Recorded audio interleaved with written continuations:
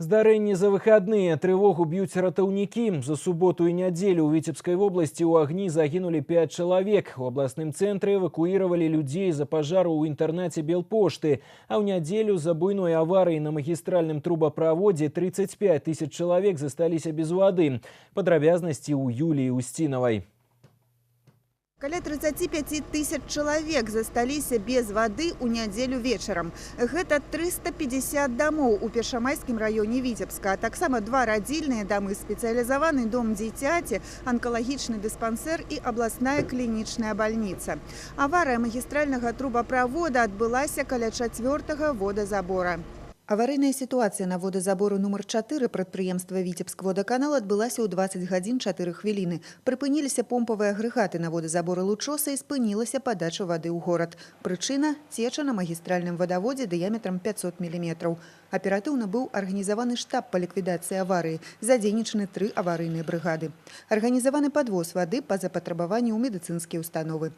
У 21 гадзіну пашкоджаны ўчастак водавода лакалізавалі. Падачу вады ў горад аднавілі па 2 резервовых водоводах. Пасля 23 гадзін водозабеспячэнне ў горадзе стабілізавана. Подача в город воды стабилизировалась.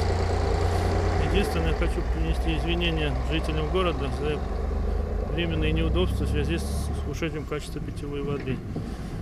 Предприятие принимает все необходимые меры по улучшению качества, и я думаю, скоро все это наладится. Работы па рамонце аварыйнага участка водопровода і паляпшэнні якасці вады, якая падаецца ў сетку, працягваюцца. Тым часам ратаўнікі б'юць трывогу. За выхадныя ў паўночным рэгіёне адбыліся 9 пажараў. У агні загінулі 5 чалавек. У Міёрскім раёне жанчына выйшла з дома, які загарэўся, дзякуючы пажарнаму апавяшчальніку. А з віцебскага інтэрната Белпошты людзей эвакуіравалі ратаўнікі. Узгаранне адбылося ў пакоі на 4-м паверсе. Па лесвіцы эвакуіравалі 57 чалавек, сярод іх 27 дзяцей. На момент возникновения пожара в комнате никого не было. Бабушка с внуком находились в соседней комнате. Девочка играла на улице, а мать была на работе. Пожар был ликвидирован в застегнутых размерах. В результате происшествия никто не пострадал. З надыходам зімы і асабліва напярэдадні навагодніх і калядных святаў пажарныя пераходзяць на ўзмоцнены рэжым працы. І чарговы раз нагадваюць не забывацца пра ўласную бяспеку. Юлія Устинова, Дмитрий Котов. Навіны. Витебск.